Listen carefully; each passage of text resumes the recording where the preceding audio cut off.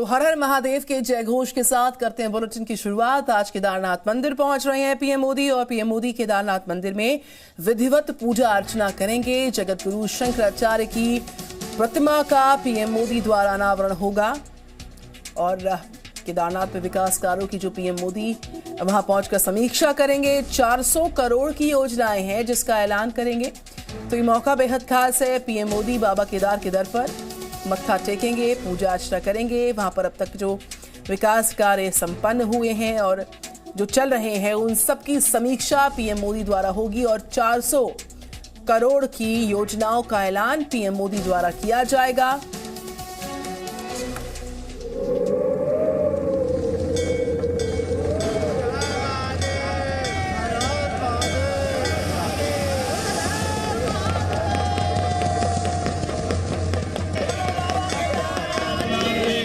प्रधानमंत्री नरेंद्र मोदी आज फिर 12 ज्योतिर्लिंगों में से एक केदारनाथ धाम में शिव साधना करेंगे। भोलेनाथ के भक्त के लिए केदारनाथ धाम तैयार है। मंदिर को भव्य तरीके से सजाया गया है। चप्पे चप्पे पर सीसीटीवी कैमरे लगाए गए हैं। ड्रोन कैमरों से सुरक्षा की निगरानी की जा रही है। मंदिर मेरे ठीक सामने है। पांडवों ने इस मंदिर का निर्माण कराया था और उसके बाद शंकराचार्य जी जब यहाँ तप करने पहुंचे थे, उसके बाद से ही इस भूमि को तप और तर्क की भूमि कहा जाता है और इसीलिए इस जगह का महत्व बहुत ज्यादा है। लोकार्पण करने की योजनाओं में तमाम चीजें हैं, लेकिन सबसे पहले प्रधानमंत्री यहां पहुंचने के बाद जहां जाएंगे वो होगा ये श्री आदि गुरु शंकराचार्य समाधि स्थल। आज से 8 साल पहले एक त्रासदी आई थी जिसने केदारनाथ धाम की तस्वीर पूरी तरह से बदल दी थी।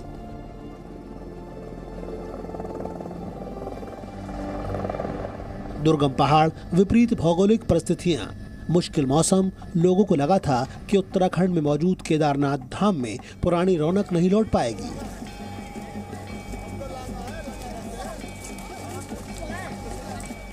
लेकिन शिव भक्ति से मिलने वाली संकल्प शक्ति ने आज स्वप्न को सत्य करके दिखा दिया है।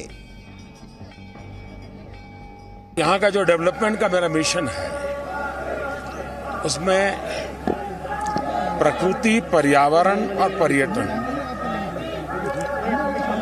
वो तो हर प्रकार से संभाला जाए।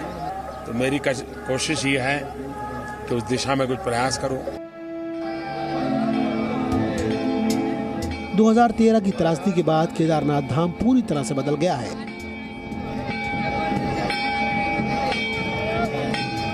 और दीपावली पर केदारनाथ धाम की ये भव्य तस्वीरें बता रही हैं कि प्रधानमंत्री का संकल्प सिद्धि की ओर पहुंच चुका है।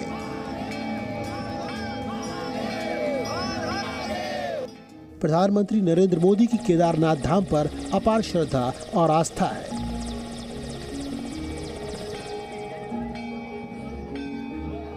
प्रधानमंत्री बनने से पहले वो केदारनाथ धाम की यात्रा पर आते रहे हैं। 2013 में केदारनाथ धाम में त्रासदी आई। इसके बाद इस तीर्थ के पुनर्निर्माण का काम शुरू हुआ। प्रधानमंत्री मोदी खुद इस प्रोजेक्ट का लगातार अपडेट लेते रहे। त्रासदी के बाद जो काम शुरू किए गए उनके पहले चरण के विकास कार्यों का लोकार्पण आज किया जाएगा। यहाँ यानी मंच पर ठीक ये सामने का हिस्सा, यहाँ से प्रधानमंत्री जो तमाम यहाँ की योजनाएं हैं उनका लोकार्पण करके और शंकराचार्य जी की समाधि का लोकार्पण करके वो पहुंचेंगे। मंदिर में दर्शन करने के बाद वो यहाँ से देश के लोगों को संबोधित करेंगे और हमारी उस प्रधानमंत्री के यहाँ आगमन से लेके और यहाँ जब वो प्रस्थान करेंगे हम एक हर अपडेट आप तक पहुंचाएंगे और एक तस्वीर आप तक पहुंचाने की कोशिश करेंगे केदारनाथ धाम से। 2013 में जब यहाँ कुदरत का कहर टूटा था तब सब कुछ तबाह हो गया था, लेकिन अब प्रधानमंत्री नरेंद्र मोदी के प्रयासों से केदारनाथ धाम का पुनर्निर्माण कार्य तेजी से पूरा हुआ है।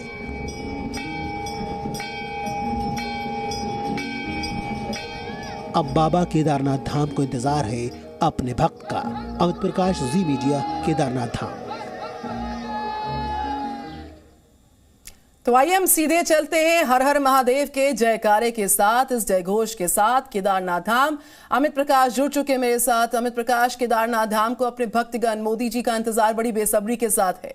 ये पूरा तयशुदा कार्यक्रम क्या रहने वाला है? देखिए निधि, यहाँ सबसे पहले तो हर हर महादेव के जय घोष के साथ ही इस घाटी में बात शुरू होती है, तो मैं उसी हर हर महादेव के जय घोष के साथ इस बातचीत को शुरू करना चाहता हूं। प्रधानमंत्री का आज कार्यक्रम, अभी प्रधानमंत्री तकरीबन ये बताया जा रहा है कि 1 घंटे के बाद उम्मीद है वो यहाँ पहुंचेंगे। सबसे पहले जॉली ग्रांट एयरपोर्ट देहरादून पहुंचेंगे और वहां से चॉपर से वो यहाँ पहुंचेंगे और यहाँ पहुंचने के बाद जो अलग अलग योजनाएं हैं उनका लोकार्पण करेंगे। उसमें सबसे अहम है जिससे हम लोगों ने एक रिपोर्ट भी की है निधि, वो है आदि गुरु शंकराचार्य जी की मूर्ति का अनावरण करेंगे और उसको वो लोगों को, देश को समर्पित करेंगे। ये इसलिए इम्पोर्टेंट है क्योंकि उसका रेलेवेंस समझना बहुत जरूरी है। आदि गुरु शंकराचार्य जब यहाँ तप करने पहुंचे थे, पांडवकालीन जब ये था जो पांडवों ने बनाया था, उसके बाद उन्होंने जीर्णोद्धार किया इस मंदिर का और उसके बाद उन्होंने यहाँ तपस्या की। और आदि गुरु शंकराचार्य ने यहाँ तपस्या करने के बाद सनातन धर्म, पूरे हिंदू धर्म का प्रचार पूरे भारत में करने के लिए वो यहीं से भ्रमण पे निकले थे और पूरे भारत में घूमे थे वो यहाँ तप करने के बाद। यानी कि उनकी तपस्या के बाद ही सनातन धर्म का पहला, जो हम कहें कि एक दूत, शिव का दूत, उनको यहाँ शिव का दूत भी कहते हैं क्योंकि वो शिव के एम्बेसडर रहे। महादेव की कृपा और उनके आशीर्वाद से उन्होंने पूरे हिंदू धर्म को पूरे देश में फैलाया और उसके बाद वापस पूरे देश के भ्रमण के बाद वो यहाँ पहुंचे थे और यहाँ उन्होंने फिर तपस्या की।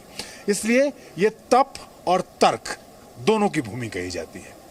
तप और तर्क की भूमि इसलिए, तप इसलिए क्योंकि उन्होंने तप किया वहां पे, और तर्क की भूमि ये क्योंकि उन्होंने जब हिंदू धर्म और सनातन धर्म को पूरे देश में जब हर जगह उसको पहुंचा रहे थे, लोगों तक पहुंचा रहे थे, तो उसके तार्किक महत्व थे, उसके साथ उनके तर्क थे उनके पास कि आखिरकार सनातन धर्म का महत्व क्यों जरूरी है समझना। सनातन धर्म क्या है, हिंदू धर्म क्या है। और वसुधैव कुटुंबकम जब हम कहते हैं ना दीदी, तो उस मंत्र में वसुधैव कुटुंबकम आदि गुरु शंकराचार्य का ही एक मूल मंत्र था, the world is our family. और इसीलिए उस जगह पर प्रधानमंत्री का पहुंचना, प्रधानमंत्री उस जगह में किस तरह का काम चल रहा है, कैसी मूर्ति है, वो उसकी समीक्षा लगातार वो, और उनका बहुत ज़्यादा उनकी रुचि रही है उस समाधि स्थल में जाने के लिए। हालांकि 2013 की त्रासदी में जब वहाँ एक छोटी मूर्ति थी आदि गुरु शंकराचार्य की, वो उस फ्लो में बह गई थी, उस पानी के साथ बह गई थी। उसके बाद इस मूर्ति को विशेष तौर पे मैसूर में तैयार किया गया और चिनूक हेलीकॉप्टर से अलग अलग हिस्सों में उसको यहाँ पर लाया गया और उसको यहाँ पर लगाया गया, तैयार किया गया और उसको फिर स्थापित किया गया। तो एक रैंप के जरिए वो नीचे तक पहुंचेंगे। सबसे पहले केदारनाथ पहुंचने के बाद प्रधानमंत्री उस आदि गुरु शंकराचार्य की समाधि स्थल तक जाएंगे, वहाँ पूजा पाठ करेंगे और उसके बाद कुछ देर का ध्यान भी वो करेंगे, क्योंकि ध्यान प्रधानमंत्री की रुचि, तब से प्रधानमंत्री की रुचि ध्यान में है जब वो राजनीति में नहीं आए थे। यहाँ के लोगों से हम लगातार बात कर रहे थे और ये पता चला कि जब वो प्रधानमंत्री के पद पर नहीं थे, जब वो मुख्यमंत्री भी नहीं थे, जब वो राजनीति में भी नहीं थे, तब वो उत्तराखंड आने में उनकी विशेष रुचि थी। हिमालय की इन कंदराओं में, हिमालय की इन गुफाओं में, केदारनाथ आके वो यहाँ पे तप करते थे, यहाँ तपस्या करते थे, यहाँ ध्यान करते थे। यहाँ के लोकल लोगों ने अपने फर्स्ट हैंड अकाउंट शेयर किए कि कई बार जब वो यहाँ पहुँचते थे तो 1-2 महीने वो यहाँ रहते थे।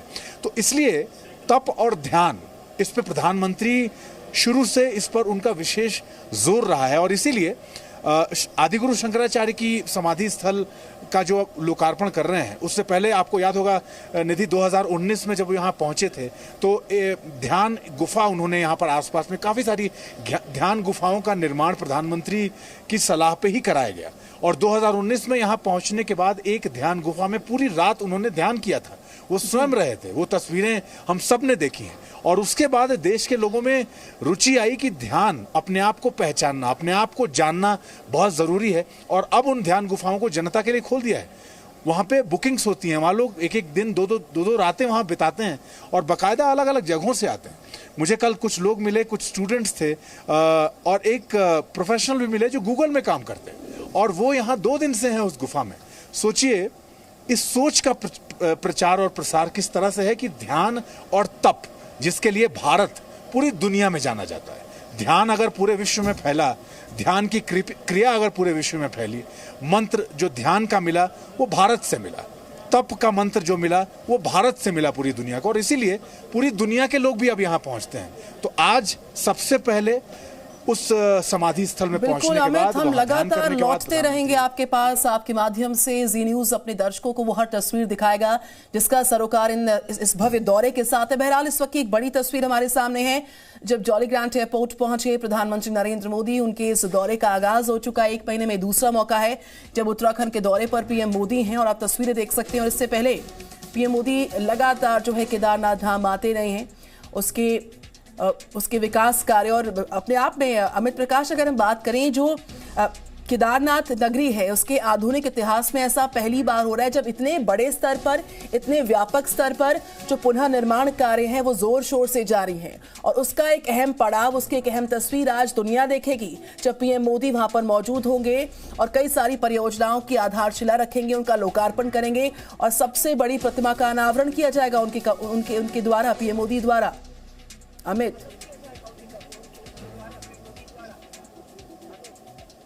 बिल्कुल निधि, देखिए मैं थोड़ा पहले जाना चाहता हूं। एक फ्लैशबैक में अगर जाएं तो 2013 की त्रासदी के बाद जो डिवास्टेशन यहां हुई, जिस तरीके से पूरा केदारनाथ धाम बह गया उस पानी की जलधारा में, और उसके बाद उस केदारनाथ धाम को दोबारा खड़ा किया गया। और मैं अपने अनुभव जरूर यहां साझा करना चाहूंगा। कल दीपावली थी, कल रात दीपावली। यहां लोग कहते हैं कि हमारे गुरु भी कहते हैं कि देव के साथ दीपावली मनाने का अवसर इस पृथ्वी पर जिन चुने हुए लोगों को मिलता है उनमें से हम सब भी हैं, हमारी टीम भी है, और ये हमारा सौभाग्य नहीं परम सौभाग्य है। कल की दीपावली यहाँ जिस तरीके से मनाई गई वो 2013 की त्रासदी के बाद यहाँ दीपावली के वो दीपावली की वो जगमगाहट नहीं दिखी, क्योंकि लगातार काम चल रहा था, चीज़ें तैयार नहीं थी, हर जगह रीडेवलपमेंट का काम चल रहा था।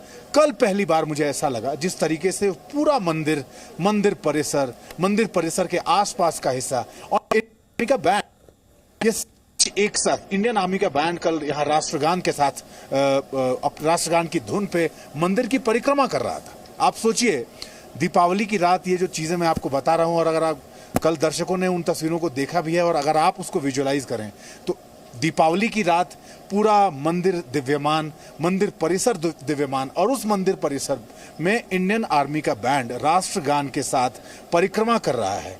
ये अपने आप में एक अद्भुत तस्वीर है और इस तस्वीर को 2013 के बाद लोगों ने नहीं देखा था। ये तस्वीर 2013 के बाद कहीं खो गई थी। ये पूरा श्रेय जाता है जिस तरीके से यहाँ लोगों ने काम किया, बर्फ में रह के चीज़ें ठीक की। कई जो यहाँ पे लेबर्स हैं, जो स्टाफ हैं, जो ऑफिसर्स हैं, वो 10-10 महीने से, 1-1 साल से वो घर नहीं गए, वो केदारनाथ में है, बर्फ के बीच काम कर रहे हैं। हम यहाँ इस वक्त -5 और -6 डिग्री में खड़े हैं, लेकिन आप सोचिए उससे भी कम तापमान जब कल बंद हो जाएगा, कपाट बंद हो जाएंगे केदारनाथ जी के, और उसके बाद जब यहाँ पूरी बर्फ हो जाएगी, उस दौरान भी वो स्टाफ यहाँ रहेगा, उस दौरान भी वो यहाँ पे कार्य करता रहेगा। और बनाई हुई चीज़ें, कई बार जो चीज़ें बना दी जाती हैं, जो कंस्ट्रक्शन का काम हो जाता है रात की बर्फबारी के बाद, एवलांच के बाद, जो तूफानी हवाएं चलती हैं, बिल्कुल अमित, हम लगातार लौटते रहेंगे आपके पास। केदारनाथ धाम है तैयार, कई 100 करोड़ की मिलने जा रही है सौगात। Presenting B News app available on Google Play and App Store. Download it now.